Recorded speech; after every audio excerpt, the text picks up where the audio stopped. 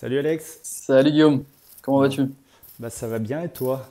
On arrive Très bien, très bien. à se, à se connecter. Ça a été un petit peu de retard aujourd'hui. C'est pas une panne de réveil Exactement. pour toi, c'est plutôt les embouteillages, c'est ça? Ouais, exactement, un peu speed. Ouais. Dans les embouteillages, il y a pas grand monde ici, mais quand ça bloque pas mal. Ouais. Bon. Alors pour ceux Et qui tout n'ont va pas bien. trop compris, en fait Alex, il est en Nouvelle-Calédonie avec 10 heures de décalage, donc forcément il n'est pas aussi tôt que nous ce matin. Euh, Moi je l'ai invité aujourd'hui pour cette première matinale du mental, euh, pour partager en fait des conseils concrets de préparation mentale, mon côté un petit peu sportif, et puis pour échanger avec des personnes qui sont dans le monde de l'entreprise sur LinkedIn. Donc Alex, c'est d'abord un trailer, c'est un profil, Ouais, on échange souvent par rapport à ça. Ensuite, bah, il est aussi le cofondateur de LinkedIn Guru. Donc tu pourras en parler peut-être un petit peu plus précisément. En gros, c'est le marketing digital, c'est générer des leads sur les réseaux sociaux. Et ouais. puis, comme je l'ai Exact. dit pour commencer, bah, tu es en Nouvelle-Calédonie. Alors, pour pas te cacher, toi, c'est 17h45, je sais pas quelle température il fait, mais moi, ce matin, c'est la neige. Mais Donc, je vois que tu as l'air d'avoir un peu froid, ouais, avec oui, ton alors je suis kawaii là. désolé, je m'apprêtais, enfin, moi aussi, j'étais pas trop en avance pour le live, donc j'ai pas eu le temps d'enlever toutes les couches. Mais ouais, ouais, c'est vrai que c'est pas la même C'est pour ambiance, ça. et j'ai pas mis le bonnet, donc voilà. Ouais.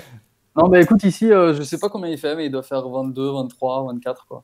Bon, C'est pas mal, en effet. super. Bon. On est plutôt bien. Donc aujourd'hui, on est là pour parler de la peur de l'échec. La peur de Ouais, l'échec, c'est un sujet qui est commun, c'est vrai, aux sportifs et puis aussi aux clients que toi tu accompagnes parce que souvent, le fait de se lancer, de faire ce pas là, on parle souvent de zone de confort, on parle souvent voilà, que l'échec soit un apprentissage. Alors c'est le mindset, toi c'est quelque chose dont tu m'as toujours tout de suite parlé quand je t'ai parlé de ce live. Et c'est vrai que bah, le mindset, ça peut être très flou. Et ouais. moi, en préparation mentale, justement, bah, on essaie de rendre concret ça parce que les sportifs, ils sont dans une dynamique où bah, si on est dans les pensées, si on n'est pas dans l'action, bah, on n'est pas très performant. Donc voilà, j'espère qu'on va pouvoir échanger et répondre aux questions que j'ai reçues. Bah, on va échanger là-dessus tous les deux et je pense que ça va être super sympa.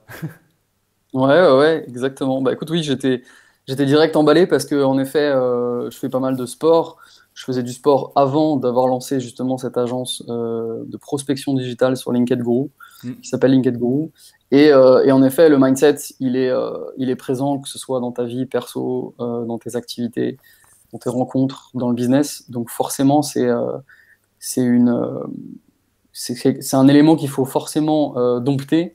Ouais. Il faut en être conscient et il faut bah, justement pouvoir le développer pour être meilleur chaque jour, quoi. Mm. En effet, le mindset, c'est souvent, voilà, le développement personnel ou mindset, pour certains, c'est souvent pris comme un énorme truc, un peu bobo, un peu à l'américaine. Certains connaissent pas exactement ce que c'est, ils n'ont pas forcément eu ce cheminement encore, cette sensibilisation, cette ouverture d'esprit. Mais en effet, moi, depuis que je suis tombé dedans, on va dire, en rencontrant certains coachs, dont toi, dont d'autres, sur justement le mental, euh, arriver à justement se transcender, à bien se connaître aussi. Mm. Depuis, forcément, c'est un cheminement. Je me suis aussi, tu vois, formé. J'ai regardé des vidéos sur YouTube. Il y a énormément de chaînes là-dessus sur le mindset, la mentalité d'entrepreneur. Voilà. Et du coup, en effet, ça te permet d'apprendre sur toi-même et de développer énormément de choses pour le business aussi. Et c'est vrai que tu vois, moi, il y a quelque chose qui est assez marquant, c'est que souvent, en fait, les gens, quand on parle de mindset, en fait, ils pensent que le mindset va leur amener le résultat. Et je pense qu'il faut faire attention. Je pense que c'est plutôt ce qu'on fait qui nous donne le bon mindset, qui nous permet d'avoir cet état d'esprit où l'échec, ben, on fait avec, ça fait partie du jeu. Et souvent, en fait, le mindset, on le prend comme un moyen de réussir et pas comme un outil en fait. Et en fait, moi, j'essaie à chaque fois de rationaliser les choses pour que on fasse des petites étapes. Toi, c'est un peu ce que tu conseilles en fait avec l'utilisation de LinkedIn par exemple, tu vois, d'avoir un bon profil, d'avoir une bonne Ça. manière, d'avoir une bonne photo. Ça, c'est des choses concrètes. Et en fait, oui, à chaque fois, on a un petit peu peur de se planter sur la photo qu'on va mettre. On a un petit peu peur de se planter avec le titre. Et ça marche pas. Et ce qui est surtout important, c'est qu'est-ce qu'on en retire, quoi. Hmm. C'est surtout que oui, si on parle de la peur de l'échec pour le business, forcément, si tu es entrepreneur ou même voilà, indépendant, dirigeant d'entreprise, il y a un moment où tu as besoin aussi de te connaître, savoir ce que tu maîtrises et surtout savoir ce que tu peux apporter à tes clients. Ouais. Donc en effet, quand tu es dans cette recherche de savoir exactement ce que tu peux apporter comme solution à tes clients, forcément, il y a une partie de connaissance de soi, de savoir exactement quelles sont nos compétences, les solutions qu'on peut apporter, les conseils, les outils. Et du coup, en effet, ça te fait travailler ton mental, ta manière de voir les choses, le fait d'être toujours optimiste, surtout quand tu es entrepreneur, ou alors que justement, tu as besoin d'aller trouver des clients. Si évidemment tu commences à être pessimiste en te disant que tu vas pas y arriver parce que c'est compliqué, parce que tu sais pas comment le faire, parce que les autres y arrivent mais c'est pas pour moi, si tu commences à te mettre des barrières limitantes, évidemment là, tu envoies les mauvaises ondes, les mauvais messages à ton subconscient, à ton cerveau, et il va se dire bon bah ok, tous les matins il se lève en se disant c'est pas bon, ça va pas fonctionner, c'est pas pour moi. Évidemment, ça va pas t'aider. Ouais. Alors que Après, si moi, tu te dis ok, vas-y dis-moi. en Dis-moi, fait, dis-moi. après, c'est juste un truc, moi, qui me fait toujours bizarre sur les réseaux sociaux, c'est le côté trop. Enfin, les extrêmes, tu vois. Le Ouais, pessimisme, on a compris que c'était pas efficace. Mais après, tu vois, l'optimisme à outrance, tu vois, la pensée positive à outrance. Moi, je sais que, tu vois, pour les sportifs, il faut faire assez attention parce que si tu t'imagines gagner les Jeux Olympiques, c'est super. ouais, c'est sûr. Mais si tu n'y arrives pas, tu descends encore plus bas. Et souvent, on parle, tu vois, plus de visualisation de la stratégie, c'est-à-dire que Ouais, euh, tu fais un combo des deux. Tu vas visualiser les obstacles, tes façons d'y faire face, et puis après, tu visualises la réussite. Et je sais pas si tu avais vu passer une interview de Andrea Scu, c'est une joueuse de tennis qui avait gagné l'US Open, un peu inconnue, pas l'année dernière, je crois que c'était en 2018. Et c'est vrai ouais, qu'elle disait que voilà, elle faisait depuis ses 14 ans de la visualisation, de l'imagerie, et pas justement juste pour se voir gagner Wimbledon, pas Wimbledon, l'US Open, mais pour se voir voilà, face à Serena Williams, pour se voir face à tel adversaire, comment elle allait réagir si elle perdait le premier set, comment elle réagissait aussi si ça se passait très bien, c'est-à-dire, tu sais, souvent on pense la peur de l'échec, mais il y a aussi la peur de réussir, quoi. C'est-à-dire que ouais, c'est les joueurs de exact. tennis qui Comment sont à faire un jeu réussir? du match et puis qui s'écroulent. Je ne citerai Ouais. aucun joueur français, mais c'est un peu la spécialité locale. Malheureusement, il y en a beaucoup, ouais. Ouais, Mais tu vois, c'est exactement. vrai que Non, souvent mais t'as raison. on faut trouver juste l'équilibre entre les deux parce que faut y croire, mais en même temps, faut être lucide et c'est assez difficile, quoi. Ouais, il faut rester ouais, optimiste, réaliste, quoi. Ouais, Rester, voilà, savoir que en effet, tu vas pas forcément totalement réussir, mais en tout cas, tu fais tout pour. ouais, Mais la visualisation, ouais, carrément, enfin, je sais que toi, tu l'utilises beaucoup pour les sportifs. Ça permet aussi justement de se préparer mentalement à s'entraîner en fait, à se mettre dans les conditions du réel et de se dire, ouais, tiens, bah, ça va peut-être se passer comme ça. Qu'est-ce que je vais faire si il répond à ça, mm, s'il y a ce problème qui arrive? Voilà. En fait, c'est ce qu'ils font aussi dans la vente. ouais, Moi, quand j'avais, tu vois, mes cours de vente à l'époque en école de commerce, c'était, tiens, comment ça s'appelle? Traitement des objections. Donc en fait, c'est une part de visualisation. C'est OK, tout à fait. qu'est-ce que tu vas répondre si on te dit ça ou si on te dit ça? Et du coup, tu dois évidemment parer, savoir quoi dire. Et en effet, de l'avoir préparé avant, en amont, tu seras plus enclin à réussir sur le moment présent parce que ton cerveau a déjà eu C'est ça. la réponse. Ouais, et puis tu es moins aussi dans la réaction émotionnelle. Moi, tu sais, je parle Ouais, beaucoup d'intelligence émotionnelle et en fait, c'est ça, c'est que tu visualises quelque chose, tu l'anticipes, tu t'y attends un petit peu d'une certaine façon. Alors que, comme tu dis, ouais, toi, dans la vente, si tu arrives et puis qu'on dit non, je suis pas intéressé, tu as la déception, tu peux ouais, être en colère parce que la personne, elle t'a pas écouté et tout. Et le fait d'avoir anticipé, d'avoir essayé de rationaliser avant, ça te permet tu vois, d'avoir des étapes pour réussir ta vente, quoi. Et souvent, en ouais, fait, tu sais, quand on parle de peur de l'échec, moi, quand tu m'as sous Mistem, je me suis dit, ouais, mais on est encore dans une thématique où en fait beaucoup de personnes cherchent à éviter toutes ces émotions désagréables, quoi. Avoir peur, être en colère, avoir honte parce que ça se passe pas bien sur LinkedIn si tu as mis un post qui n'a pas de succès. Mais en fait, c'est juste pas possible. On ne peut pas vivre dans le monde des bisounours tout le temps et puis réussir à chaque fois. Donc il faut réussir à accepter ça. Et dès que tu acceptes que bah, ça peut marcher, ça peut pas marcher, toi, je suis sûr que quand tu t'es lancé, il y a des choses qui ont marché, des choses qui n'ont pas marché. Puis il y a des fois où tu n'étais pas en train de te dire oh, super, je suis en Nouvelle-Calédonie, c'est trop bien. Et puis LinkedIn Guru, ça marche tout le temps super, quoi. Enfin, tu vois, enfin, pour moi, c'est un peu utopique, quoi. Ouais, non, bah non, c'est sûr. Il faut. Enfin, c'est comme dans tout, en effet, quand tu ne connais pas, il y a toujours cette peur de l'inconnu. Donc, comme on ne sait pas ce qui va se passer, on ne maîtrise pas encore parce qu'on n'a pas encore connu ça et on ne connaît pas ce domaine, par exemple, forcément, tu as peur. Tu sais pas si. Enfin, c'est une peur, c'est de l'anxiété de savoir si ça va bien se passer. Euh, et en effet, oui, bah, moi, tu vois, par exemple, pour faire un parallèle avec le marathon, euh, je courais beaucoup à l'époque. Je faisais, tu vois, pas mal de 10 km. Je courais comme ça avec mon père. Ouais. Et petit à petit, je me suis dit, tiens, bah, pourquoi pas essayer d'aller sur des distances un peu plus longues. J'ai commencé un semi quand je vivais en Argentine pendant mes études. Et je savais pas comment c'était, mais je me suis dit, tiens, bah, c'est 21 km. Je vais m'entraîner avant, évidemment, et essayer de faire cette distance-là. Alors, en marathon, enfin, toi, tu le sais, pour t'entraîner pour un marathon ou pour un trail, il vaut mieux pas faire la distance que tu vas courir. Ça. Mais en effet, c'est le fait d'en tout cas courir régulièrement et des plus longues distances que ce que je faisais avant. Donc en fait, je faisais, tu vois, tous les 2-3 jours, 15 km pour m'habituer au 21. Et évidemment, après, avec la préparation, avec le foncier que tu as fait et avec l'adrénaline du moment de la course, tu arriveras forcément à faire 21 si tu sais faire, si tu encaisses régulièrement 15. Mais tu sais, c'est le principe du fractionné que tu expliques. Ouais. En fait, c'est que bah, tu as une grande distance et puis en fait, il faut la séparer en plein de petits moments d'entraînement. C'est pour éviter le surentraînement, pour éviter tu vois, d'être trop fatigué. Et ben en fait, je pense que le mindset quand on a peur de l'échec, quand on veut générer des leads, et ben, c'est justement de faire plein de petites étapes qui te font plein de petites réussites. Et plein de petites réussites te font prendre confiance. Pardon.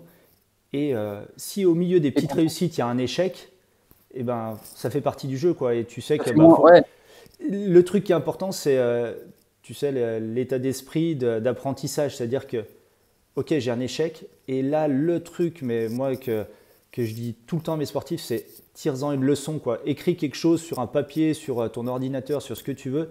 C'est quoi la leçon de ton échec? S'il y a un échec, il y a une leçon. Parce que si tu n'apprends rien de l'échec, bah, voilà, c'est comme si tu étais… moi, ma fille, elle est au collège. Si elle a une mauvaise note en maths, voilà, puis qu'on passe à autre chose, bah, elle accumule ses problèmes en maths. C'est bête, mais c'est comme ça, quoi. Il faut, il faut revoir la chose, sinon tu progresses jamais, quoi. Tu restes à ton niveau qui est nul en maths. Bon, elle progresse un petit peu, je te rassure. Non, mais c'est ça, c'est en fait exactement la même chose pour toutes les choses de la vie. Quand tu apprends un sport, quand tu apprends une langue, quand tu apprends un nouveau métier, c'est la même chose. En effet, plutôt que de le voir comme une énorme montagne, une énorme pyramide à gravir, il vaut mieux le diviser en plusieurs tâches et se faire, en fait, moi j'appelle ça les quick wins. Comme ça te fait des petites réussites à chaque fois. Et tu sais qu'en effet, bah, tu vas le monter crescendo. À chaque fois, tu apprends telle chose, telle chose, telle chose. Tu montes en compétences. Et en effet, là, du coup, si tu as un échec dans ce lot de succès, tu le prends moins mal aussi mentalement.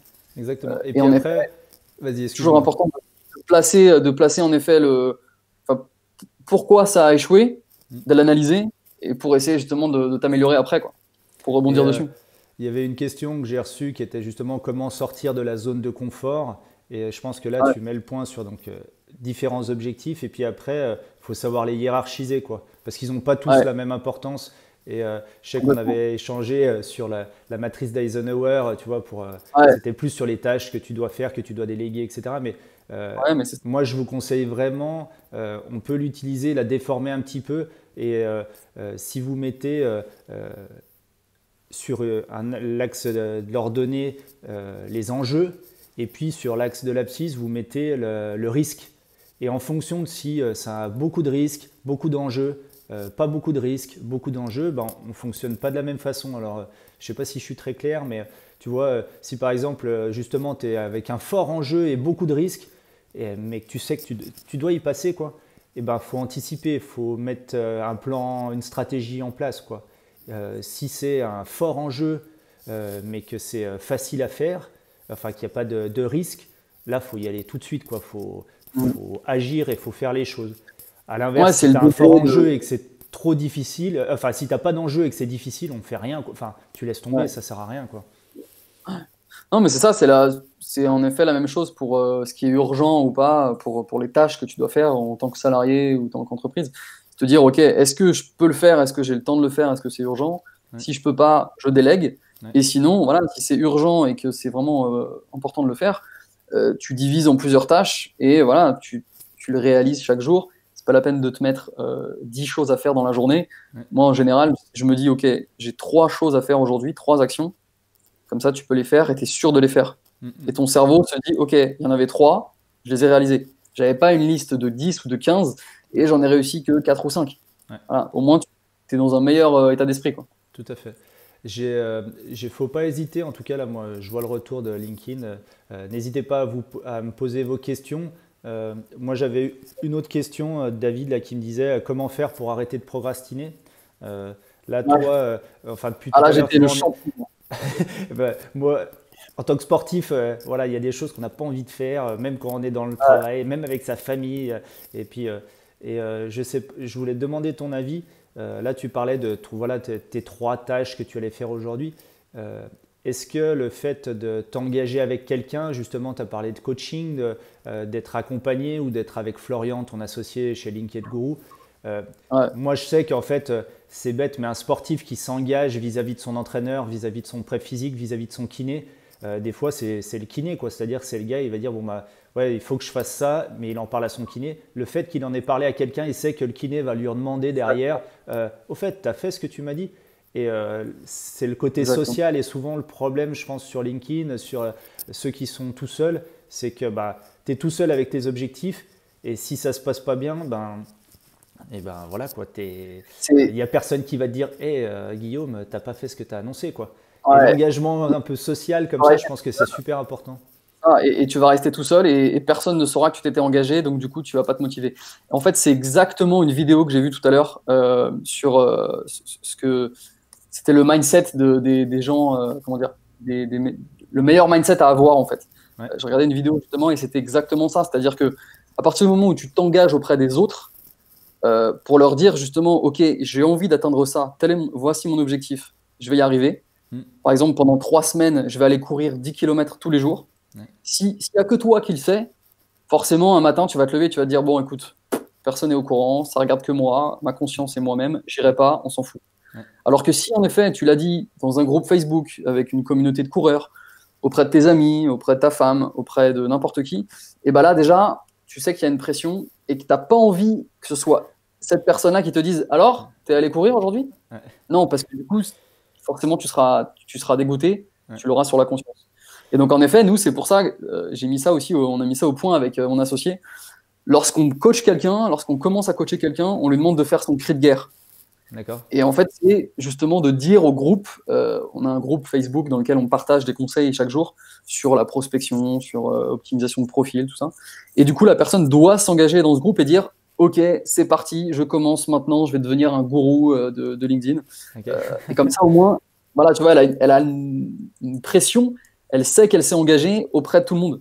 Ouais, Donc du coup, si elle réussit pas, voilà, on va pouvoir, tiens, bah, je me souviens de telle personne qui avait dit tel jour qu'elle allait s'engager et où est-ce que ça en est. ouais, Voilà, forcément, le fait de partager tes objectifs aux autres, ça te met cette pression et ça te permet de te dépasser. tout à fait. Ouais. C'est sûr que là, le fait d'être entouré, moi je suis très sur la performance collective, c'est-à-dire que tu vois, moi Ouais, quand je bosse en prep mentale, j'essaye, parce que c'est pas toujours facile, hein, mais de bosser avec l'athlète forcément, mais aussi ouais, avec le coach. et avec tout ce qu'il y a autour, quoi. Et tu vois, par exemple, les Américains, ils sont super forts pour ça dans le ski, c'est-à-dire qu'ils ont des cellules. Enfin, nous, on a un athlète français qui est dans ce format-là, c'est Alexis Pinturo. Et, en fait, où il a plusieurs personnes autour, mais tu vois, tout le monde bosse ensemble autour de l'athlète. Et quand tu arrives à t'entourer, puis à faire une bulle, comme ça, une cellule de travail qui est efficace, ben, si moi, en tant que prep mental, j'aborde avec le coach et l'athlète et puis le kiné, ben, on est tous sur la même longueur d'onde et on est tous sur le même mindset aussi. C'est-à-dire que quand tu dédramatises l'échec, tu dis, bon ben, ok, la course s'est mal passée, c'est pas grave, ce n'est que le résultat. Et ça aussi, c'est un truc qui est important, c'est que quand on se fixe des objectifs sur LinkedIn, sur ce que tu veux dans la vie, dans le sport, moi, on parle souvent des objectifs SMART, c'est un truc à la mode. Surtout, voilà, le truc numéro un, c'est fixez-vous des objectifs de moyens pour aller vers un objectif de résultat.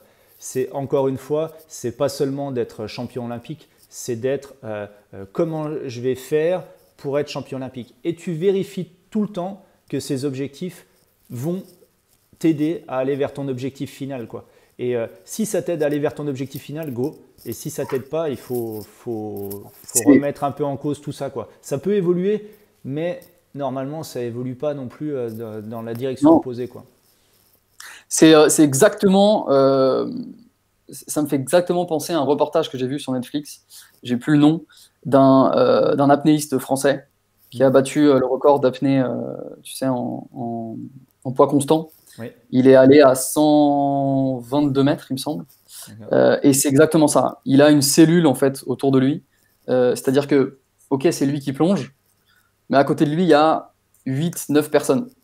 T'as des apnéistes qui vont être à 10 mètres, à 20 mètres. T'en as qui sont en plongée bouteille, qui vont le suivre. T'as une personne qui est sur le bateau pour vérifier, une personne qui reste en surface. Et donc, en effet, quand t'as une équipe qui bosse pour toi aussi, forcément, ça te met en confiance. Forcément, ça dédramatise le risque parce que tu sais qu'il y a d'autres personnes sur qui compter et qui maîtrisent aussi. Ouais.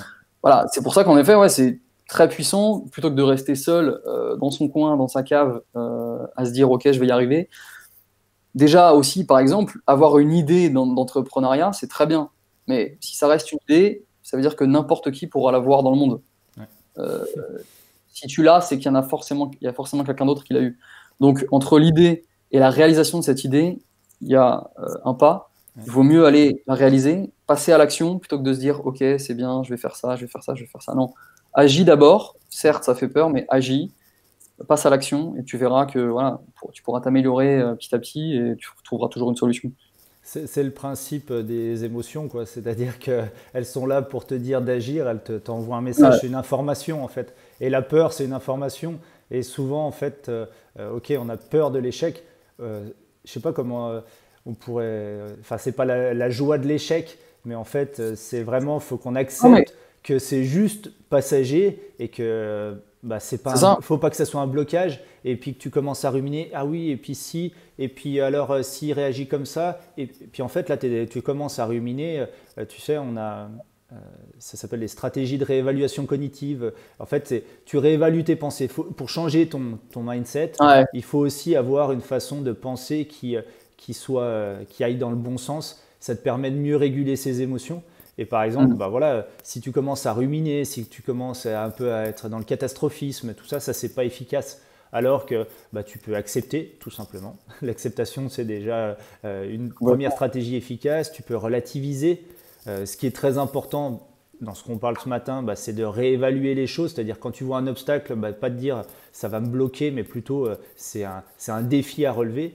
Et puis, c'est aussi se projeter en avant. Ça, c'est une autre stratégie de réévaluation. C'est tu te projettes en avant, tu vois les opportunités que ça va te créer, tu vois le positif, comme tu disais tout à l'heure.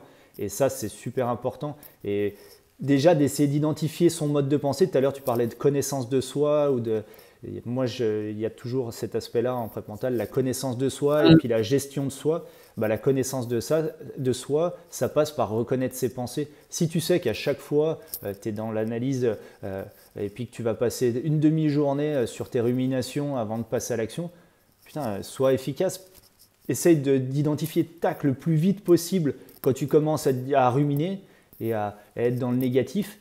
Et puis tu dis, ok, là je mets en place, tu sais, il y a plein de stratégies en PNL, en auto-hypnose, en tout ce que tu veux. Ouais, Il y a plein d'outils. Après, tu peux aller sur LinkedIn, il y a plein de choses là-dessus. Mais en tout cas, en gros, c'est l'ancrage émotionnel. C'est-à-dire que bah, quand tu identifies, moi je travaille avec mes sportifs pour que bah, ils aient un ancrage émotionnel, pour que derrière, euh, ils sont derrière le ouais. portillon, ils sont dans le bon état d'esprit, la bonne énergie, le bon tout, quoi. Et bah là, c'est la même chose, quoi. Il faut changer ses pensées pour te mettre dans le bon état d'esprit. Et plus vite tu identifies que tu pars en cacahuète, comme on dit, et bien plus vite tu peux changer, quoi. Ouais, complètement. Ça me faisait penser en fait au mot crise, enfin l'expression qui correspond au mot crise en chinois. Ouais, Ça vient de deux mots, c'est danger et opportunité. ouais, Donc, c'est en effet, tout dépend de la façon dont tu vois les choses. Dans toute crise, dans tout danger, il y a forcément une opportunité. c'est C'est ça. pas seulement une montagne qui arrive devant toi, non, c'est quelque chose que tu peux. Voilà, ok, c'est un obstacle, mais ça va t'apporter d'autres choses, de l'expérience, des connaissances sur d'autres éléments, quoi. Ouais. Je vois qu'il y a Romain qui a. Alors j'ai un petit souci, j'arrive pas à voir la fin de la phrase. Le comportement qu'on adopte entraîne là. Euh, alors je ne sais pas ce que c'est la fin, mais si Romain tu peux compléter. Mais c'est vrai que le comportement c'est notre façon d'être. Et souvent, moi je vous conseille un TEDx qui est génial, qui est de Alan Watkins. Alors, il présente un outil que j'utilise, moi, c'est la cohérence cardiaque, mais Alan Watkins, il présente aussi en fait un exemple avec un golfeur, Ballesteros, et qui Ok. explique, voilà, Ouais. Ballesteros, c'est un champion pour faire son putt, donc il sait comment faire le bon putt. Il peut penser qu'il va faire le bon putt, mais ça marche toujours pas. Il y a plein de fois où on essaye de faire quelque chose, alors peut-être pas en course à pied, Ouais. c'est plus sur l'effort, mais tu vois, moi en ski, c'est assez technique, donc on peut savoir ce qu'il y a à faire, mais pas réussir à le faire. Donc il y a Ouais. ce qu'on fait, ce qu'on pense, après il y a ce qu'on ressent, qui a un niveau en dessous, parce que nos pensées influencent nos émotions influencent nos pensées. Et puis après, l'étage d'en dessous, c'est de comprendre, voilà, mieux comprendre, mieux se connaître, comme on disait. Tu vois, sur voilà, une émotion, c'est quoi? Bah, là, j'ai mal au ventre, là, j'ai mal à la nuque, j'ai mal à la mâchoire. Enfin, tu vois, il y a plein d'informations que te donne ton corps pour traduire une émotion qui peut influencer tes pensées et qui peut influencer ce que tu fais, quoi. Et là, tu arrives au dernier niveau où tu peux être justement dans l'efficacité. Mais il y a plein de sportifs, nous, comme je disais tout à l'heure, les tennisman français, c'est caricatural, il y en a des très bons, hein. Ils sont même bien meilleurs que moi, mais Ah non, souvent mais en fait, ils sont techniquement, on est super fort, mais par contre, ouais, tu sens qu'il y a des craquages par moment. Le c'est ça. craquage, il vient souvent de ça, c'est-à-dire que c'est émotionnellement, ils sont juste, tu prends un Benoît Paire qui explose sa raquette à tous les matchs, ok, tu peux être en colère une fois parce qu'il y a eu une injustice, parce que Ouais. mais Non, il mais là, faut arrêter, quoi. il y a eu pas mal d'articles et de réflexions là-dessus, hein, justement sur les Français, les mousquetaires à l'époque, et aujourd'hui les Français, c'est-à-dire tu prends Tsonga, Monfils, Gasquet, tout ça. Pourquoi ils arrivent jamais à être dans les 5 premiers, quoi. Ils sont allés maximum, je crois, aux 5 avec Tsonga, Monfils, enfin, chacun leur tour. Mais en effet, derrière, ils bloquent sur des gros matchs importants, quoi. Donc parfois, ils vont faire des coups d'éclat magnifiques, et après, derrière, ils n'arrivent pas à garder cette constance, quoi. Moi, je pense qu'il y a un truc, j'en parle dans ma conférence, c'est souvent enfin, c'est un truc pour moi qui est très important, c'est l'équilibre émotionnel. C'est-à-dire la capacité, on en parlait un petit peu au début, de ne pas être au fond du trou Ouais, quand ça va pas comme tu veux, et puis de pas non plus être euphorique en fait quand ça se passe bien, parce que l'euphorie c'est pas non plus forcément une bonne conseillère. Puis l'idée c'est d'arriver à faire un équilibre entre les deux où tu es voilà, ça se passe mal, ok, je relativise. Je vois ça comme un défi, enfin tu vois, les stratégies de réévaluation cognitive. Et puis après, bah, si ça se passe super bien, je suis aussi quand même dans un truc où je dis ok, je garde les pieds sur terre. Moi j'ai un athlète que j'accompagne là, qui est en février, il est jeune, il a fait médaille d'or aux Jeux Olympiques de la jeunesse en ski. Je lui dis ok, pour l'instant tout roule, ça se passe super bien. Mais là, le travail que tu fais en mental, c'est pour les jours où ça va moins bien se passer. Et souvent, on attend d'être dans la mouise pour se dire bon, bah, je m'y mets. Et je pense ouais, qu'au contraire, il faut essayer de s'y mettre en amont. Et puis, bah, tu géreras mieux les échecs, forcément. C'est souvent le ouais. biais de négativité de notre cerveau. Mais tu géreras bien aussi quand ça se passera bien, quoi. Hmm. Ouais, complètement. Mais ça, tu peux le retrouver dans tellement de choses, surtout dans le sport, parce que tu le vois, par exemple, tu sais, une course qui paraît battue d'avance, et finalement, voilà, jusqu'au dernier moment, jusqu'à la dernière minute, que ce soit en athlétisme ou au foot, ça peut arriver, quoi. Ouais. Combien, sais, il y a plein de vidéos qui traînent sur YouTube en athlétisme où le mec lève déjà les bras, ou même en vélo, tiens, on peut parler du vélo. Il y a pas longtemps, un Français qui faisait ça. Il arrivait, il était à 2 mètres de l'arrivée, il pensait avoir gagné, donc il lève les bras, il crie déjà victoire, et en fait, paf, le mec sur la ligne, quoi. Ouais. Donc en effet, ouais, c'est jusqu'au dernier moment, maîtriser, et puis pas se laisser submerger par les émotions. Ouais. Et tu vois, là, j'ai Romain qui a complété donc sa phrase, le comportement influence la motivation. Et ça, c'est exactement ça, quoi. C'est-à-dire que notre façon de nous comporter va faire que ça va être facile à faire les efforts ou pas facile à faire les efforts, quoi.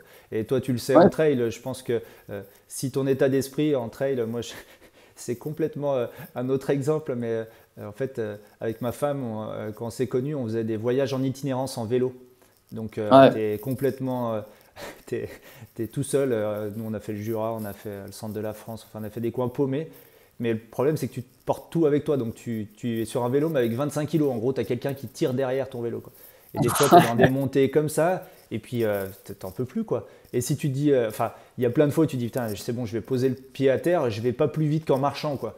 Et en fait, bah non, tu vois, ton comportement, à te dire, les pensées que tu as dans ces moments-là où c'est difficile, où tu dois passer le dernier cap pour aller vers le sommet, pour le coup, bah, c'est dans la tête, quoi. Et on le dit souvent, et moi, ma femme, c'est mon idole là-dessus, c'est-à-dire que quoi qu'il arrive, ça fonce, c'est son objectif. Et je lui dis, mais comment tu fais? Ben, je dois arriver en haut, quoi. Donc j'y vais. Et en fait, tu vois, elle n'est pas dans les ruminations, quoi. Non, c'est ça. Combien de fois ça m'a fait ça, tu sais, en entraînement aussi, ou avant un semi, avant un marathon, quoi. De se dire toujours, ok, de toute façon, ta course, tu vas la réussir, c'est-à-dire au moins la finir. On n'est pas forcément dans la performance, mais en tout cas la finir et être content de ton temps et de l'avoir terminé. Ça, de toute façon, ça arrivera si tu as la bonne mentalité. Mais c'est surtout que tout va se passer à l'entraînement.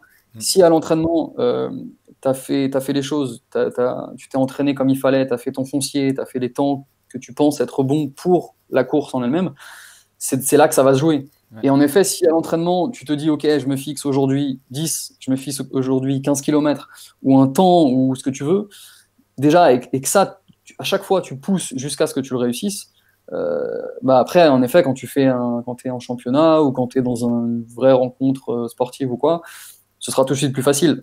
Parce qu'à l'entraînement, tu l'as fait, parce que tu as couru alors qu'il neigeait.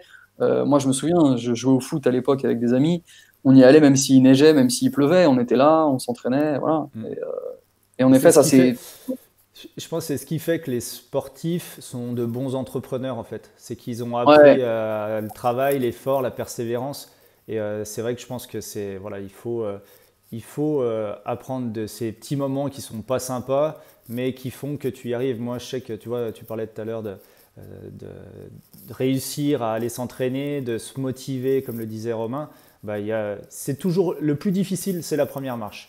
Moi, je sais que là, avec les confinements, je me suis remis à de la muscu à la maison, enfin des workouts à la maison.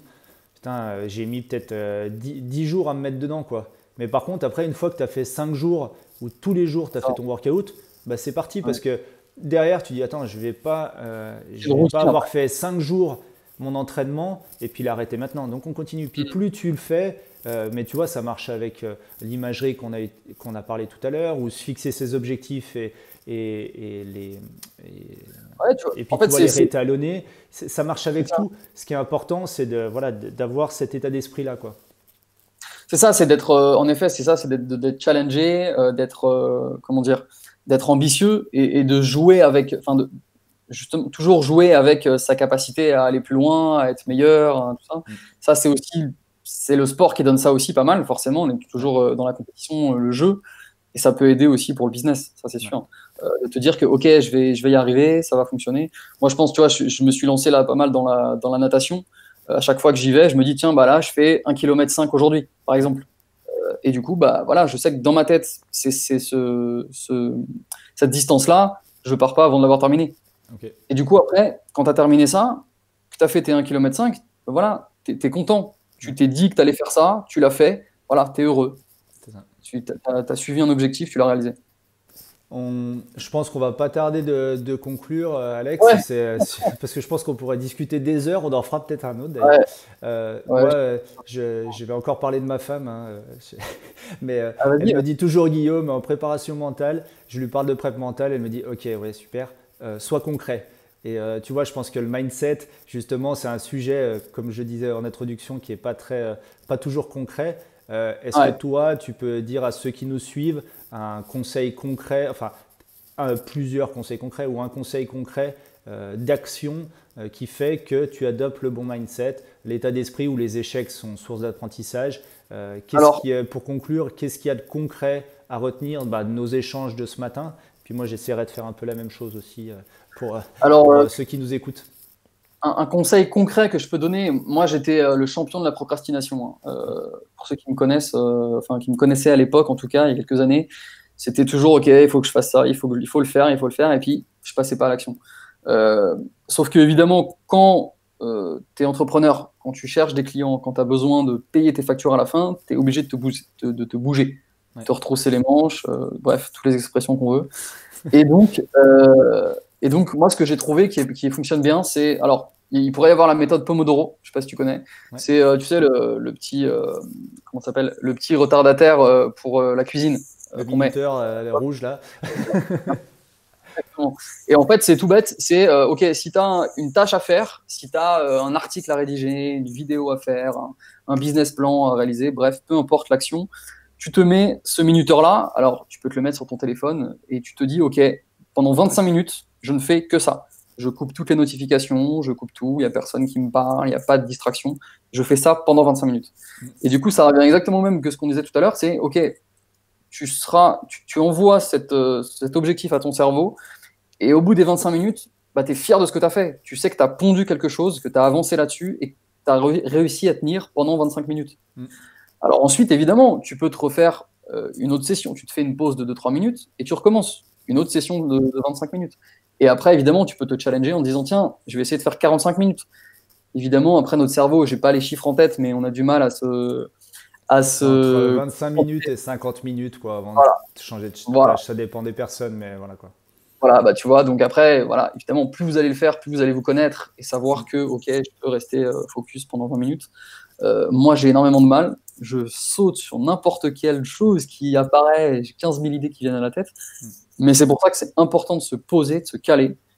Avec cette méthode Pomodoro, ça peut être efficace. Et j'ai un autre conseil, c'est de fixer vos tâches la veille. Ouais. C'est-à-dire que plutôt que de se dire, de réfléchir toute la nuit, merde, demain je dois faire ça, ah mince, il faut pas que j'oublie ça, il faut que je. Bref, la veille, vous vous posez, vous écrivez vos tâches. Vous dites, ok, je dois faire telle chose, telle chose, telle chose, telle chose. Et n'en mettez pas, j'en parlais tout à l'heure, n'en mettez pas 10, n'en mettez Ouais. pas 15, vous n'arriverez pas à les faire, c'est pas possible. Ouais. Mettez-en allez, 5 maximum, qui sont réalisables, qui sont importantes maintenant. Ouais. Et à la limite, si vous n'arrivez pas à faire les 5, mais vous savez que vous avez encore un peu de temps, c'est pas grave, vous le reportez sur le jour d'après. Ouais. Mais en tout cas, fixez-vous un truc qui est à peu près réalisable. Et comme ça, voilà, vous envoyez encore une fois des quick wins à votre cerveau quand vous l'aurez terminé et vous serez voilà, détendu, content, heureux et vous pourrez avancer. Je pense que moi, le conseil que je veux partager là, pour terminer, c'est vraiment ce que tu dis, c'est-à-dire c'est les routines. Il y a Romain qui parle de rituels. Et en fait, les Ouais, sportifs, ils sont complètement là-dedans. C'est-à-dire que souvent, par exemple, vous voyez Raphaël Nadal et vous dites, il est taré ce gars. Et à chaque fois, il tourne sa bouteille, il s'assoit, il met les cheveux. Mais en fait, toutes les routines, c'est ce qui permet à vos pensées de ne pas divaguer. Et voilà, faut pas que ça tombe dans les tocs non plus. Mais, mais c'est vrai que tout ce que tu dis, c'est des routines, c'est des rituels. Donc nous, aujourd'hui, on a parlé de fixation d'objectifs. C'est une routine de se fixer ses objectifs, de voir si on les a remplis, de faire ces quick wins, comme tu dis. Après, c'est une routine que, tu vois, quand je parlais d'émotions désagréables, la peur de l'échec, c'est pas très agréable. C'est une routine que de faire sa pleine conscience pour essayer de faire un petit peu ouais, un scan de comment on est en ce moment, comment ça va, parce que voilà, c'est pas toujours tout va bien. Et en fait, ce rituel, ces routines, ils permettent de baliser un chemin qui te permet d'avancer et de monter, quoi. Et tu as tes petites étapes, c'est comme quand tu es en randonnée, si tu sais c'est pas où tu ça. vas, le gars en trail, s'il doit aller au sommet mais qui fait le tour de la montagne, qui se perd, qui va à droite, il va pas être efficace. Par contre, il peut identifier le chemin le plus efficace Et puis un truc qui est super important et que je dis tout le temps à mes athlètes, on n'a pas tous le même chemin. Si toi, là, ton conseil, moi je sais que c'est quelque chose qui me parle de faire ça le soir, parce qu'autrement, comme tu dis, mes pensées, la nuit, c'est compliqué, et puis tu te réveilles, et puis ça arrive souvent où tu te réveilles la nuit, tu fais, oh, t'as un l'idée de génie, quoi. Et puis ça t'a coupé ta nuit, mais si tu dors pas, forcément, ça va marcher beaucoup moins bien le lendemain, quoi. Mais par contre, il y en a certains, ils sont du matin, il y en a. Donc, faut essayer, et puis il faut trouver ce qui marche pour vous, quoi. Et par contre, il faut mettre les routines en place et s'y tenir. Et puis, toi, si tu vois, tes 25 minutes max, bah, faut que tu mettes en place tout ce qui va faire que bah, ce qui te dérange, c'est pas là, quoi. C'est tu t'enfermes dans une pièce, tu coupes ton téléphone, tu enlèves les notifications WhatsApp, LinkedIn, etc. Parce que sinon, c'est sûr que. Puis dès que tu penses, ah, faudrait peut-être que je regarde un truc. Non, non, là j'ai 25 minutes et je suis dedans. Et ça, c'est une routine, quoi. C'est un rituel. Complètement, et puis ça rassure toujours justement le fait d'avoir cette routine-là, parce qu'on est rassuré, on sait que ça on connaît, on fait comme ça, en général on fait comme ça. Voilà. On rentre dans une. Alors, il ne faut pas non plus le rendre chiant, triste, bah, c'est pas le but évidemment, mais juste que ça vous permette justement de vous canaliser, de savoir que c'est telle étape, telle étape, telle étape.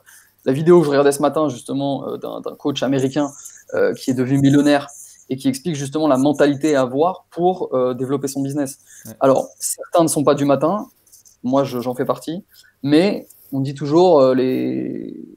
Comment ça s'appelle J'ai perdu. Tu vois, j'ai tellement pas... Ceux qui sont du matin. Non, mais tu sais, l'avenir appartient à ceux qui se lèvent tôt. Oui. Merci. C'est ma foi de me la rappeler. Alors ça, tu vois, c'est... Pour certains, oui, ça va fonctionner parce qu'ils sont du matin et parce qu'ils sont plus performants, quoi. Mais toi, si tu te lèves plus tard, mais que par exemple, tu es plus du soir et que tu es plus productif le soir, voilà, ça fonctionne très bien. Écoute-toi, trouve ta manière de faire. Et tu t'en voudras pas si, je sais pas, à 9h, tu n'as toujours pas commencé. Peut-être que toi, quand tu vas commencer à bosser, tu as des gens qui seront en train de dormir à l'autre bout du monde. Donc, tu peux toujours te rassurer et tu vas toujours avancer. Et je pense que c'est important d'être persévérant. S'il y a une qualité, je pense, de tous ceux qui sont millionnaires, enfin, tu sais, il y a souvent la recette miracle sur Internet, il y a plein de choses. Alors, comme tu dis, ça nous parle pas. Mais la clé, et c'est la clé dans le sport, c'est être persévérant, quoi. C'est-à-dire que ça va être long et il faut savoir être patient. Et la patience, c'est quand même pas la qualité qu'on a tous, quoi. On a envie de choses à court terme, on a envie que ça aille vite et puis qu'on ait notre petite dose de dopamine dans le cerveau qui arrive le plus tôt possible.